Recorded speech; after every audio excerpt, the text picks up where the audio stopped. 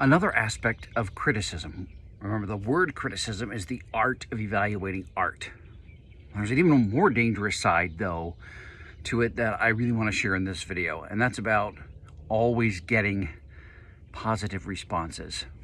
Now understand, as a child, it was very important to me that my parents appreciated the effort that I put into something. When I look back at some of the art projects that I did, I know they were crap. My oldest brother, phenomenally skilled at art. And I see that in one of our sons. He's also skilled at art. I was not, and I am not skilled at art, drawing, painting, that sort of thing. My wife's very skilled at painting. I am not. The challenge becomes when you begin to change over from childhood to adulthood. The challenge is to still kind of seek that approval, that affirmation, versus asking for confirmation. Now, let me explain what I mean by that. The difference between flattery and feedback is massive.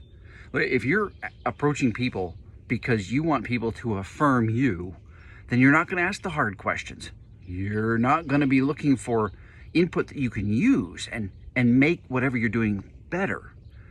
You're not really asking for feedback to improve. You're asking for someone to say you're doing a good job. The danger in that is you can surround yourself with people that become yes people. And this is very dangerous in the business world. If leaders surround themselves with advisors that are yes people, it's very dangerous. That usually begins the decline of a company because they're not addressing the things that need to be improved.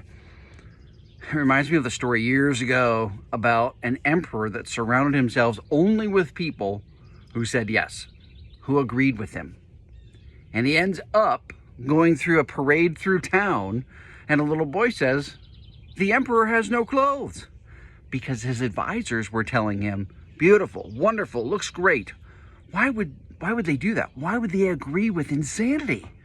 Because they had been trained that if they provided any other kind of answer that wasn't affirmative, that wasn't flattery, it wasn't received well.